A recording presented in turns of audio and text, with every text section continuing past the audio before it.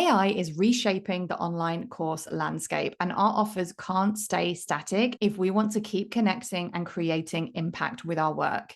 In today's episode, we will explore how to refresh and upgrade your offers for the AI era in ways that feel sustainable and supportive for you and for your clients. Welcome to the Soulful Sales Show, where we talk about believing in the value of your offers, getting them in front of your right people, and selling more of what you do in your unique way. Hi, and welcome back to the Soulful Sales Show. Today, I have a guest, Monica Froese, and we are talking about how she has upgraded her offers in the age of AI. Monica is one of the speakers at my upcoming Aligned AI Summit. And at the time of release, doors are open now and it is about to start. So go to alignedAIsummit.com and get your free ticket ASAP. So in this interview, we cover the real reason lifetime access can be a bit of a trap in the new AI era, how to identify and fix those kind of friction points where people are getting stuck in your programs, smart ways to use AI without losing your very important human personal touch, and a few really cool behind the scenes examples of how Monica uses AI to save time, money, and mental load in her own life, which I am all about. And before we dive in, let me tell you a little bit more about Monica. Known for her bold, results-driven approach, Monica has been featured by major brands, invited to the White House to discuss women's economic empowerment, and met the CEO of Pinterest after mastering paid ads for digital products. Through Empowered Business Lab AI, the digital shop experience, and the Empowered Business podcast, she teaches entrepreneurs how to leverage AI to simplify product creation, optimize sales, and work smarter. When she's not teaching business, you'll find Monica cheering for the Buffalo Bills, hanging out with her girls, and testing the latest AI tools. And honestly, this was such a juicy, timely conversation with Monica. And I also want to give a shout out to her podcast where I was interviewed, and it's kind of like a different side of this conversation. So in this episode, you're going to hear us talk about how important it is to upgrade your courses in the age of AI. On Monica's podcast, the Empowered Business podcast, we are talking about some of the important considerations and some of the concerns we have around staying human in the age of AI. So definitely listen to both side by side and enjoy. So Monica, I am very excited for the topic of this conversation. And I want to start by asking you about how you are upgrading your offers in the age of AI. I know it's a big question, and I'm sure we'll be able to take it in different directions. But yeah, how, broadly speaking, are you upgrading your offers in the age of AI? Okay, so it is a big question. Mm. I feel like for context, it's important to say that I'm usually, I wouldn't say I'm always an early adopter, but I'm a fairly early adopter, I feel like, in the tech space because I grew up in corporate tech before I started the business. So I was in corporate tech for 10 years and I've been doing the business full time for almost 10 years as well. So like my entire adult life, I've worked with tech and I've seen a lot of things. Like when I was in the tech corporate, I remember when cloud computing became a big thing and now it's like everything we do is in the cloud. And so I've been around the block a lot. And when ChatGPT came out, I was going through like a really rough personal time in my life. And I was just kind of like, okay, this is going to be a thing, but I'm going to sideline it. And I did that for 2 years. I would say 2023 and 2024, I sidelined it. And I may have started a few ChatGPT conversations here or there, but I was not using it regularly. I was not talking about it in the business. And then 2025 came and it was very clear to me that either we jump on this bandwagon or you're going to get obsolete, especially on the B2B side. You just can't ignore this any longer. So when I jump in, I do it with 2 feet. I go right to the deep end. And so literally the year turned and I was like, okay, we have to upgrade all of our offers. And I feel like in the first half of 2025, I've talked to a lot of people who agree that AI has taken off significantly. Like every time you wake up, it's something new has happened. So the very first thing I did when I was upgrading our first program, which is the Empowered Business Lab, that's the program I created during COVID for helping people create high converting digital products. I got there because I was teaching Pinterest ads for so long, and basically everyone who came into that program did not have a converting offer. Very few people did. And so I got really good at helping people get converting offers so that they would actually make money when they ran their ads. So I was like, let's create a program on this. And of course, that's before AI was a thing. And I thought, okay, if I don't upgrade this program to talk about how to create digital products with AI, nobody's ever going to buy this again, because that's like all that's what people want to know about. So I updated it in the Q1 of 2025, and it was very prompt based. And it was a huge undertaking. It's a really big program. I got it done. I was so relieved. And then I like woke up the next day and suddenly prompts are basically obsolete now. And people are on to custom GPTs and talking about agents and automations. And I kind of had a one of those like one of those scare emoji moments where I was like, okay, this is not enough. We have to really rethink how we are going to run all of our programs moving forward. I've likened it to when I did the Promote Pins course. One of the things that happened, this industry always talks about lifetime access, right? Which I've always found to be pretty goofy to say lifetime access, and it's not even like something you really should say for legalese. So we say now that you get a minimum of 12 months guaranteed access, and you'll have access for as long as we're actively selling the program. And what I ran into when I was running the Promote Pins course, every time Pinterest changed something, I had to change something. So let's say someone bought a paid me 190 like 197 for the Promote Pins course when it first came out. 3 years later, they had access to our student community, access to our monthly calls, and I'm answering these really in-depth questions without getting paid for it 3 years later. And it was a terrible business model. And honestly, it's probably why I burned out so bad and I shut everything down. I woke up one day and I was like, I'm done with Pinterest. I am noticing that's going to happen in the age of AI as well. And I've talked to so many people about this, because in order to keep our programs fresh and updated and relevant in the age of AI, you can't, there's no more you record it and it can even be good for a year at this point. You really have to be pretty agile. So one of the things we're doing, we just added a bunch of custom GPTs based on our frameworks. And that's awesome, because that, I mean, I've been teaching this for 10 years. So all the content and data that I could put into those GPTs, I find I'm actually kind of surprised by the answers it comes back with. I'm like, wow, this is like me on steroids almost. So we did that. We are creating agents, so people can actually chat right with my clone when I'm not available. And I'm now to the point where I'm not going to make the program lifetime, I say this in quotes, lifetime access. We're going to have a container around it in order for me to be able to update it and stay relevant. And which is what people want from us too. So that's like the overall where I am with this. I love it. So like there's so much for us to talk about from that initial So question. much. And I think this question of yeah, realizing how things are changing. And I guess a lot of people, especially this year, are really feeling this now. Like we're really like coming face to face with this, okay, things are changing and we don't know exactly where they're going or exactly how long things are going to stay just the way they are right now. And then when things are going to shift again, I mean, like you and your prompts, and then suddenly that changed, you put all this effort in.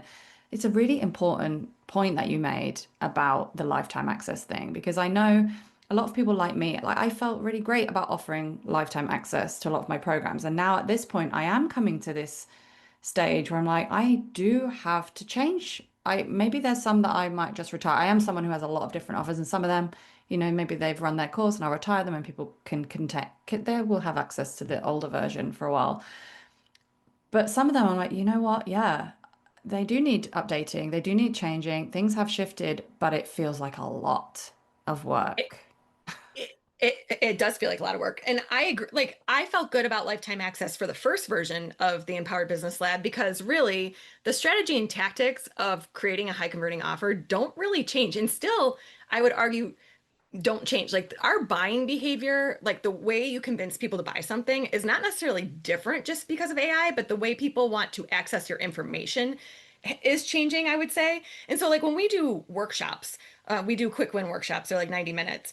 You're going to keep access to that replay. I'm not going to cut you off from the replay or anything like that, because once I deliver it, it's done. But when you have these, I even started referring to our bigger programs, not even just as programs, we've been calling them a system, because that's really what it is. It turns out that how you use our system to create your products, how you use our system to get your shop up and launched, because that's the other big program that I have to update next, which is our digital shop experience. And that's all about now you have all these digital products. And in some ways it's great because basically I teach people how to create these high converting digital products, and then they have so many of them, then I teach them how to put them into a shop storefront because, like me, I was running into this issue of having like 40 different sales pages and it became too much to manage. And so we're like, hey, we should be in an e-com model here, which is our shop. And so in some ways it's great because AI is helping me teach people how to create their products faster, repurpose the content they already have faster, and get them into the shop model. But here comes the conundrum. Every time I wake up, Shopify's launching something new, or there's a new Shopify app that can make, more better conversions. And if I'm going to keep teaching these strategies, I have to get paid for it. There's just no other, I can't do it if I'm not getting paid for it. And the conundrum I ran into with the Promoted Pins course was what was happening was all these people were getting support from me for free for years. And what that meant, I had to launch more frequently because in order to provide the support for the people who had already paid, I had to be making money. And to make money, I had to keep selling. And it was this terrible loop of burnout that was happening to me. And then Pinterest would change something. Then they went public. And it's honestly very reminiscent of what's going on in AI. And I think if people don't rethink their offers, they're going to burn out and become obsolete, honestly.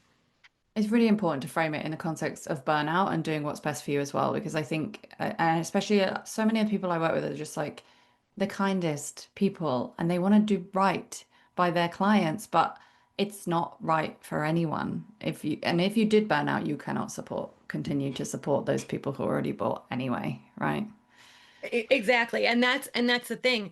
What I'm noticing with now in this age of AI is people almost want access to us more because now everything's coming off like robotic, and now the human connection I feel is becoming even more important. And that's the thing, like the more you need me, it's even more important that we stay profitable and that you're getting paid ongoing because you will end up, it's great to have a big launch, right? And take in a bunch of money, right? We all love that. I love that. I love when I launch and it goes well. But then on the back end of that, the delivery, 6 months out, what are you doing? If they still want you and they want your updated, they want you to be on top of what you're teaching, then how am I going to do that if I'm not making money? And that's the thing, that it's just becoming, it's almost like we're in a hyperdrive situation of like the information is readily accessible, things are changing rapidly, and people want you to show up more. And so it's like it's going to come to a crash if we don't address it sooner than later.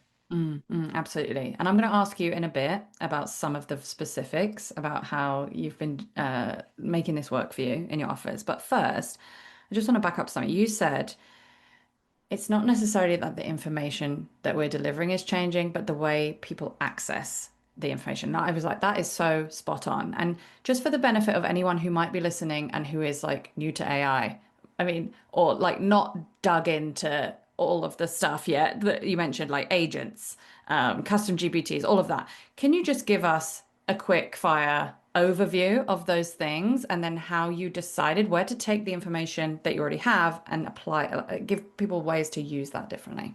Yeah. So, okay, I first of all, I think when you've been creating content on the internet before AI, it puts us in an advantage because there's so much stuff that I did before AI was ever a thing. So it was truly just out of my brain. No one, I had to structure it. I had to come up with it. And that gives me a pretty good jump off point for leveraging things like custom GPTs. Because when I create my custom GPTs, I'm creating them off of my framework, but this framework was developed before AI was a thing. And I feel like that it's making it way more unique because of that. And when I say like the way people are consuming information is changing, or at least honestly, I think it's the perception that's changing. The perception is that you can get anything you need out of ChatGPT. Mm. And to a degree, that is true, right? I can go to ChatGPT. Let's just take my shop course for an example. I can go to ChatGPT and say, hey, give me step-by-step instructions on how to do XYZ in my shop. Maybe it's how to structure a product page, how to do the meta fields. I don't care what it is. You ask it, and it actually is going to give you step-by-step instructions on how to do it. But here's what I think people are, where like course creators like us can connect dots. It's okay, first you have to know what to ask ChatGPT, right? Like, so if you don't know what to ask, if you've never created a shop before, there's a whole lot of stuff that you probably won't even think to know to ask. And you could even say to ChatGPT, what am I missing? And it would probably fill in a decent gap. But if you don't have the overall strategy, like if you don't understand the overall strategy, that's going to be an issue with getting the right information out of there. The second thing is, that's great. ChatGPT can tell you how to set up a shop, but does it run a shop? Does it know the actual human side behind how you get people to buy? Does it have that experience that it can give you? But I've helped hundreds, if at this point probably over 1,000 people set up their shop, so that you cannot, AI can't replace that human experience. I also think people still want to buy from people at the end, and I think that's where we're seeing this pull for like my trainings that I'm doing now. Almost the number one question we're getting is, how do we access you? How do we get access to you? And so I've now had to learn that, and this goes into the agent conversation and like automating stuff, is what I started telling people. I have coined it the Monica seal of approval. Essentially, I find that people just want me to validate that what they've come up with and what they're doing is on the right path. So I tell people now, our custom GPTs are built with our framework, so they get you 80 to 85% of the way there. Then we cloned, in the process of cloning ourselves with AI and testing it to see, how good the answers get back. So essentially it's like we're calling it Monica Bot, right? You go to me, the AI form, it has 10 years of my trainings, all that stuff loaded in there, and you can ask it. That's going to get them like 90% of the way there. And then people just want me to look at what they did and say, this is correct, or this is what I would change based on my experience. I mean, it's great for me and it's great for them if you think about it, because one, they don't need me by their side to get that far in the process. And if we leverage it right as course creators, we can actually serve more people, because we're not helping them start at either 0% or the 25% line. We're helping them now at the 90% line.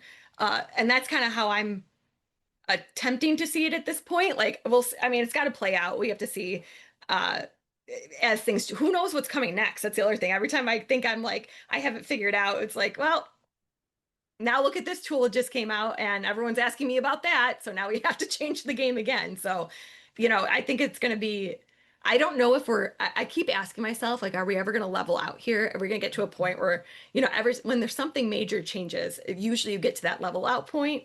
And I'm like, I don't even know if we're going to get to that point with AI. I think it's going to be so evolving that we're just going to have to stay agile. Yeah, yeah, absolutely. And I think the way you described it as people's perception of how they want to engage, I guess it also gives people options. So I know for me, I am someone who can find it really hard to start something. And AI, ChatGPT, custom GPT, however it comes with an offer, it just gets me over that first hurdle, and actually gets me doing something. So I think, yeah, it's about giving people options for how they engage, as well as increasing your own capacity as the creator, right? Yeah. Um, and yeah, the importance of that human connection, so important. Let me dig in slightly to one example that you're talking about. So there are custom GPTs, so like customized versions of ChatGPT that we train. You also talked about cloning yourself. Can Mhm. you talk a little bit more about what that means for someone who's like, what? Yeah. What's she talking about? So again, I do think that this is the advantage of having been on the internet for so long. I feel like a dinosaur sometimes when I talk about it. But when you think about how many funnel reviews I've done, how many shop reviews I've done, and these are all recorded, right? I record them. How much data I've seen behind paid ad campaigns, behind funnels, behind shops, how many coffee chats I've had with my membership students, and how many podcasts I've recorded.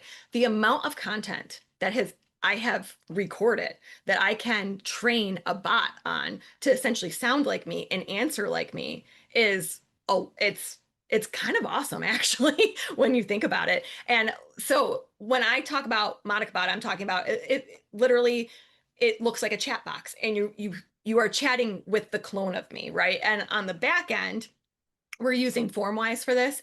On the back end, you can then audit how your clone is answering. So I don't expect it to be perfect out the gate. And I will give, we haven't released it into the wild yet. I will give disclaimers on there that, basically I for a while I'm going to be human checking it to make sure that we're not leading people astray. I'm not actually sure how I'm gonna disclaim it yet, but the same thing with custom GPTs too. I can't control the outputs that ChatGPT comes back to. It's trained on my frameworks, and I can't see the conversations. And so that's one thing to keep in mind. I think I tell people this a lot. It's like, I test it and try to break it. But again, I can't control that. I can't control the outcome. And this is another reason why we're not going to be obsolete as program creators, because here's the thing, AI could still lead them astray. It Mm. could, and so it's still important to have the human knowledge there on these topics so that they can say, hey, like that sounds good, but that's actually a really bad idea. Yeah, and what you've described is, and I've been doing the same, and so far I've only been using it for my own personal use, training with all of this back information, like all of these transcripts from my coaching, not private coaching calls, but like group Q&As and all of that kind of thing. And I'm using it myself to like, give me something interesting I said about this, and like coming up with content ideas or journaling prompts, or what are some of the most common questions people ask me. It's so helpful. But all of this relies on us having the information in the first place, like of how we've been showing up and the calls and everything, and also the discernment to know what actually is relevant and what isn't, and training it on the right thing. And it sounds like you said you haven't released it yet publicly, and it does take a while to train this properly. I found with a custom GPT that I released to my members, it kept like it would do the thing it was trained to do, and then it would go off piece and give them information about all kinds of things, and my members would think it was me that was saying that, not literally me they're saying it, but you know what I mean, like, that I had trained it and all that other stuff as well. So I have had to add disclaimers as well, saying if you're going past the point of which this custom GPT is trained, this is now not coming from Ruth. Yeah, so really, I really important. I like to do live demonstrations walking through the GPTs, and I actually like when it goes off course so that they can see me. Okay, I have to like rein it back in. Like the one time we were, I think it was like funnel copy that we were working on, and it said to me, it came back and asked me all these questions, but I had uploaded all the documents to it. I'm like, I already gave you this information, and it was interesting for my students to see that, because it's like I do feel like people have to understand that AI is not perfect. And just because it said it doesn't make it true. And that you honestly have to, if you are going to use AI in your business, especially to create content, you have to get good at pushing back at it. I push back at it constantly. And just because you got a custom GPT from someone does not mean you're not going to have to push back. And again, that discernment, like one of my favorite GPTs that we've been using, and I was telling you before we were recording that I just released it 10 days ago and it already has 50 conversations. So clearly people are attempting to use it, and it's our data one. And the reason I love this is because it is one of the hardest things of teaching digital products was getting people to read and analyze their data. Everyone wants to, most of the people that create digital products, they're creatives, and they love the creative side of creating their digital products. But then when it comes to the data side, which is where I thrive, because like I have my MBA in finance, I like numbers. Very rare I find in this space for people to like numbers. And so the hardest part about teaching this before AI was I had a lot of if this then that statements, but it just to get people to look at their data was like pulling teeth.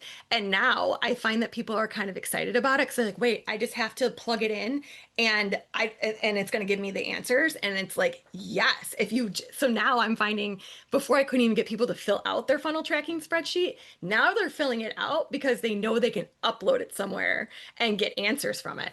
And I will say, I've tried to break it, and I haven't been able to yet. I've uploaded so many different data sets, hoping that it was going to give me like just junk answers.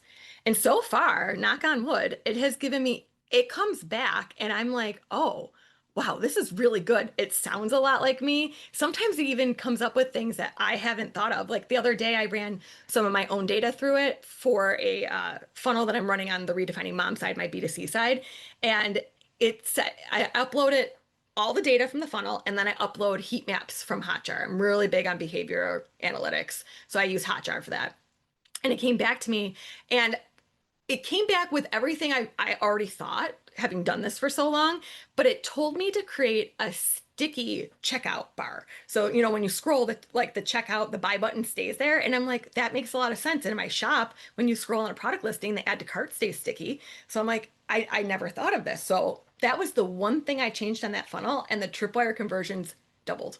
And I was like, huh. I would not have thought to do that, even though it's so, in hindsight, it's like so obvious. But that's how AI can really complement the human factor too. I love that. And I think the data as an example is perfect because I had, for example, a ton of intake forms for my offers. And I'm just like, what do I do with this? This is so much information. And I uploaded some of the key questions like, why did you join? And what are you hoping to get out of it? And what are your goals? And it came up with this whole like summary of marketing material for me that I get to then use. And I actually turned it into part of the questions and stuff that I asked. I created like a bot as a like to guide people through where to access what to do first in the membership based on their goals. Really helped me to categorize in that way. Really, really, really helpful. And I never would have, it's just too overwhelming for me. Like I never would have done anything with that data if not for AI. Like it's amazing. And actually when you were saying that as an example, which is great to hear, concrete examples like of ways that you're creating these custom GPTs and stuff like that. What I heard was you recognizing a point of friction in your program where you have the information, you know what to tell people to do, but they're not necessarily always doing it, and you plugged that gap with Yeah. AI. Yeah. I feel like honestly, so we created 3 GPTs for this program. And I always considered the program to have essentially 3 pillars as well. It was, okay, I have to get you to create the program. Now I got to get you to create the assets to sell your product.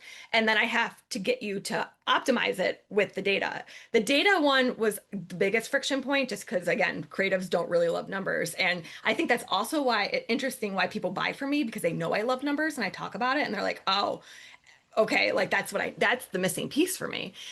So it helped in I created GPTs to follow those 3 paths. And the product creator one, it's interesting because so many people, one of the big people will say to me, and I've heard it for years, I have no idea what to create. And then I used to send them on, and I still have them do this in the program. We do this thing called reverse engineering, where we use search engines like Google, YouTube, you know, wherever you go to search, and to validate their idea. And then once they would do the reverse engineering, they would be like, oh my gosh, I have so many ideas now. And they would get so jazzed about it. Almost, we went from I have no ideas to now I have too many ideas. And before AI, what would happen is now you have so many ideas, and guess what? It is up to you now to narrow it down. There's nothing that can help you to narrow it down. It's all on you. You have the ideas, you have to pick one to run with, and and people would get overwhelmed because they'd be like, well, what if it's not the best idea? And I'm like, hey, until you test it, at the end of the day, you're not going to know until you put it out into the wild. But now we take that reverse engineering exercise, and that's where the GPT picks up. So they say, hey, this is what I discovered. I have a whole spreadsheet that they fill out. As you can tell, I love spreadsheets, even if it's for content. They fill out the spreadsheet, they upload it, and then they work with chat to then organize it, like organize their content, what's going to go into it, what kind of format it's going to be in, get the suggestions, and it gets people over that biggest objection that I had. Oh, I have so many ideas, I just don't know where to start. Now they're like, oh, I have like this brainstorm partner that's helping me figure out how to structure and how to start. So then we get to the design process so much faster than we were. And we still believe we're not really using AI at this point to do too much of our design work, because we find that our students really, that's like what they love to do. Again, they're creatives and they like to have that personal touch on their product. And then we move them when it comes to creating their funnel copy. There's so much that you have to create for your funnel, but you know, the thing is that like I've never liked copy. I'm such a literal person that the hooks and stuff, it's like you just buy it, it's good. Like, but that doesn't work, right? Like that does not work. So over the years, I've had to develop a lot of ways to help my literal brain be creative. And so we came up with a whole framework about around that, and I've trained on it for years. So I simply uploaded it into the GPT, and I'm like, this is so much better than I could do, honestly, because I'm so literal. People would ask me for like copy reviews, and I'd roll my eyes almost and be like, oh, this is like painful for me. And now chat is again like getting them. 85 to 90% of the way there. And now it's so much easier when they give me their copy because it's so much more refined based on the framework. And it's so much more fun actually for me as a teacher to look at it because I'm not starting from scratch and my brain being like almost smoking because I'm so literal that I'm like, I don't know how to turn this into a transformation for you. Now chat does it for them. And they come to me and I'm like, ah, that's good or it's not because I've done it for so long that when I see it, I know if it's good or not. And so it's honestly way more enjoyable for me too. I love this. So you've basically, I hope that people listening have so many ideas for their own programs, like based on those friction points, based on where people are getting overwhelmed or those objections are coming up, or the points where you, as the creator, it's not your zone of magic, so you can outsource some of that to AI. Like so many different ways to look at it. And I think the way that you're talking about it shows very much the importance of you as the leader in your business and the one with the ideas and the frameworks to begin with, and AI as the complement to what you're already doing.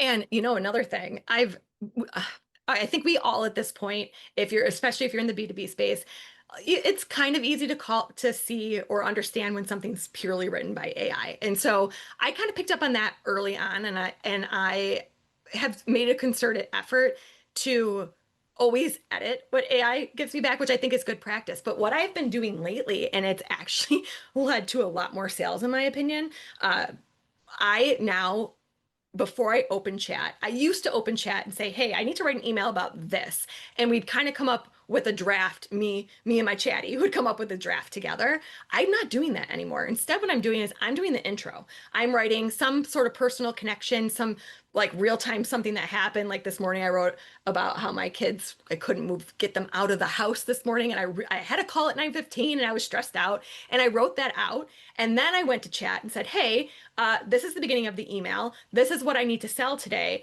How can we transition this story into like a lesson to then sell?" And it's been working a lot better that way. When you let AI lead, I kind of feel like it strips out your personal.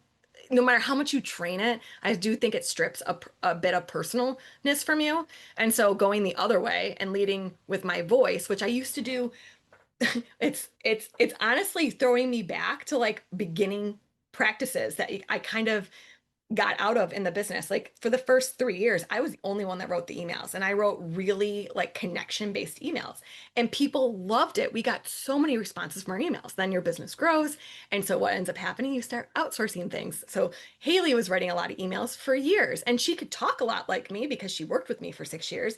But now I'm noticing that since and then we swung the way of having AI heavily involved, and now I'm swinging back really to the origins of the business. And people, our responses are up. Again, more sales. This is our highest grossing month. We're 21 days in, right? Highest grossing month this year.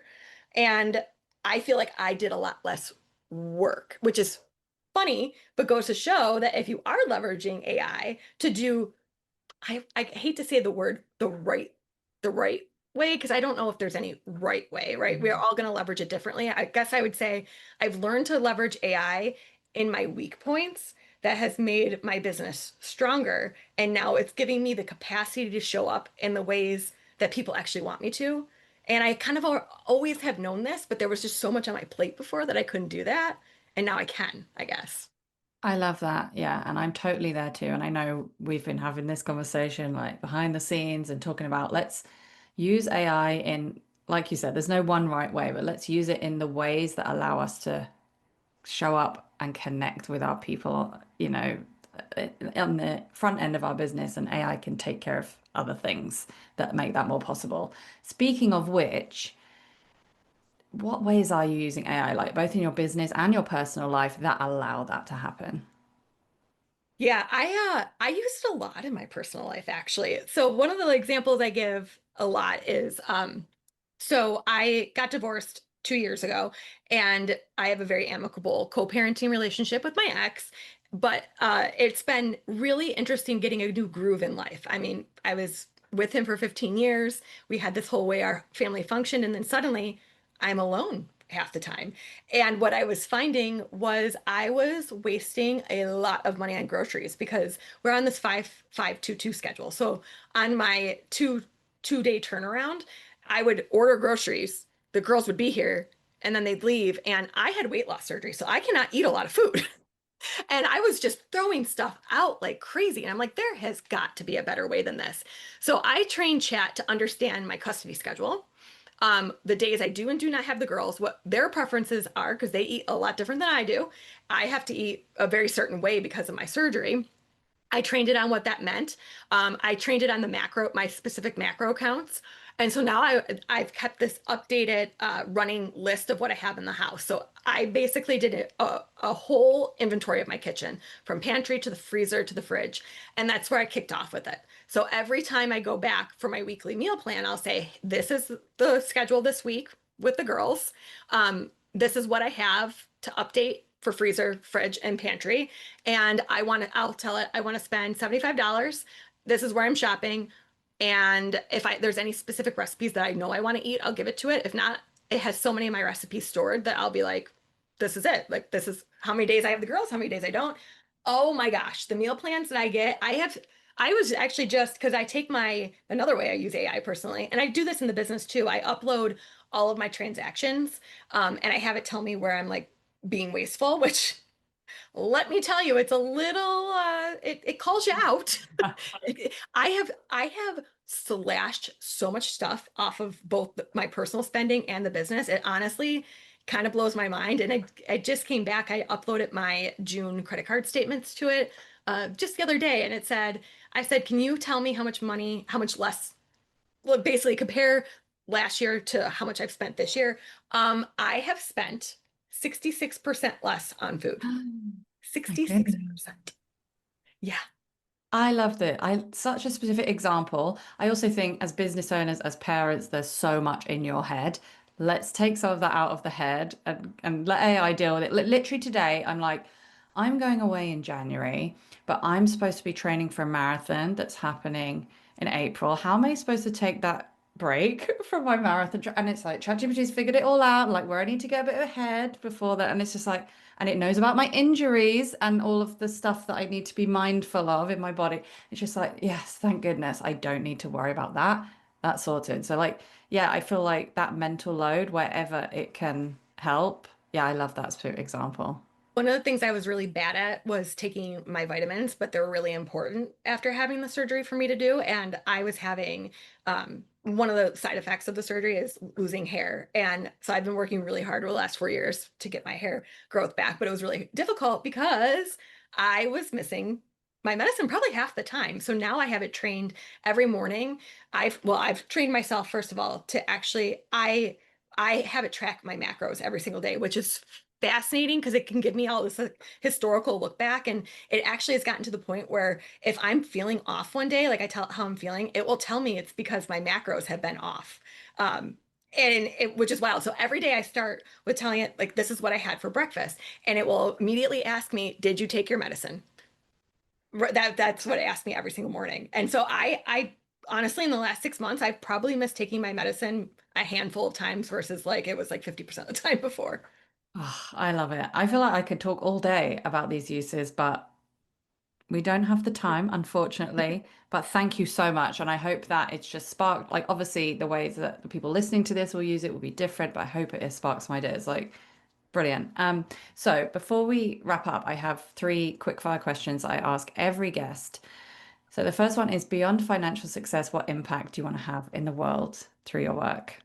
Um, I am very, very adamant that women have equal access to financial freedom. And that is something I've always said that the business has allowed me to help um, women in a way that I couldn't do if I was still sitting in corporate, like employing moms, paying full maternity leave benefits when we don't get that in the States. Uh, that is very fulfilling to me. Um, because I'm very, as especially a mom of girls, I'm very passionate in uh, w us as women being able to take care of ourselves no matter what situation that we're in. Absolutely. Second question, if you could give a message of encouragement to past you earlier on in your business, what would that be? Oh, you know, honestly, people suck no matter what. I don't know if I'm allowed to say that, but Of course. the thing is that part of when I started the business, it was very mission driven with redefining mom, and it was based on my postpartum PTSD. And there are just negative people no matter where you go. And so I would go back and tell her, don't acquiesce to people like that, because what I have learned in these years of doing it, if someone doesn't like you, they don't like you, don't waste your energy on it, because there's so many other people out there that love you for you and you can really help them. And I think in the early days I really like let those negative Nancy's get to me, and now I'm like, go learn from someone else then. It's fine. That is such good advice. Yes, absolutely. And finally, what does soulful selling mean to you? I believe everything that I put out should be transformation based. I really strive, and I love when people compliment that I over deliver. I don't even mean to. It's not what I necessarily set out to do, but I love that people recognize it, because for me, I would hate for honestly, I would hate for someone to pay me money and not get value out of what I'm offering. So for me, I guess it's an alignment of values. Mm, I love that. Thank you so much, Monica. This has been such a juicy chat. So much more we could have dug into. And I will say, Monica is speaking at the Aligned AI Summit. I'm actually not sure the date that this episode is going live, but if I'll make sure there's a link with Monica's affiliate link. You can go and sign up either to the wait list or get your free ticket, and hear a little bit more about what Monica has to say about AI. And obviously, I'm going to share all of Monica's links as well with you to go follow along. Thank you so much. Thank you. And if you want to find out more about Monica and her work, you can find her at monicafroese.com, empoweredshop.com, on Instagram or LinkedIn at Monica Froese. And I will put all of those links in the show notes. And of course, get your free ticket to the Aligned AI Summit at alignedAIsummit.com to hear Monica speaking alongside a whole bunch of incredible business owners sharing how they're using AI to free up capacity, sell more offers, and not replace their unique magic in their work. Thank you so much for listening to another episode of Soulful Sales. If you have a moment to rate and review, know that it really does make a difference.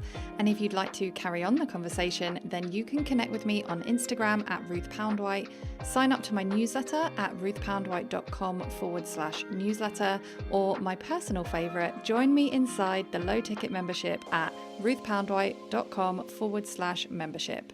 And keep doing what you're doing, because your work really does matter.